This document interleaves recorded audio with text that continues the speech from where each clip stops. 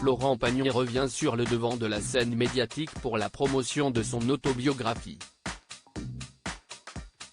À cette occasion, le chanteur était l'invité de Laurent Delahousse pour 20h30 le dimanche, ce 2 avril 2023.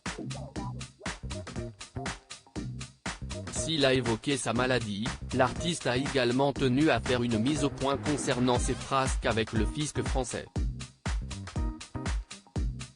Pendant longtemps, j'ai entendu la réflexion, paye tes impôts. Mais bon, au final, j'ai quand même réussi à expliquer clairement comment ça se passait.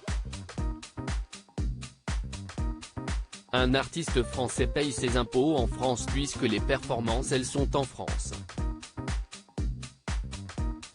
Je suis franco-français. Je ne vais pas m'exporter. Mes programmes télé, The Voice, CIST en France, tient-il à préciser. Bien déterminé à faire comprendre qu'il n'est pas un exilé fiscal, Florent Pagny évoque ses problèmes avec les impôts français dans son livre. Nos confrères de BFM TV ont pu avoir accès à l'ouvrage avant sa sortie. Entre les impôts et moi, ça ne commence pas par une histoire d'amour. Quand je pense qu'il y a encore des gens qui imaginent que je ne paie pas mes impôts, ou que je suis contre le principe d'en payer. Je souhaite leur dire que rien n'est plus faux. Je viens de nulle part. Je n'y connais rien.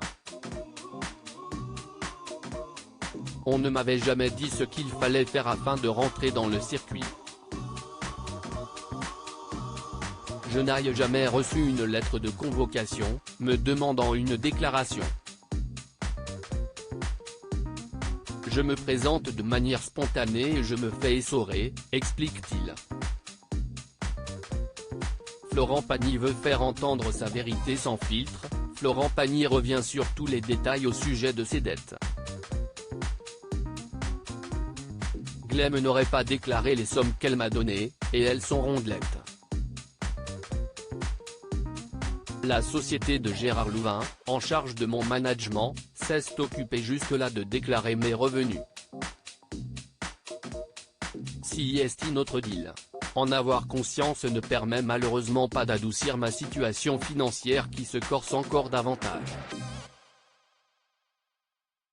Je n'avais plus d'argent, désormais j'ai quelque chose de plus, des dettes. Elles sont colossales. À propos de l'auteur Holmes, ce dernier article et Charles III, c'était ça le code. Gilles Boulot lève le voile sur un geste étonnant des gardes. Hauts-de-Seine, une simple querelle à la caisse d'un supermarché débouche sur un terrible drame et Didier Deschamps, manipulateur, menteur. Attaqué par un célèbre journaliste, il prend des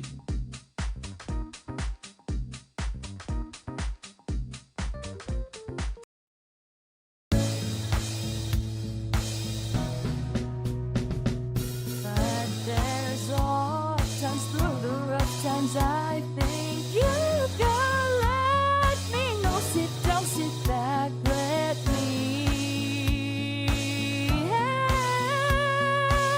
you out.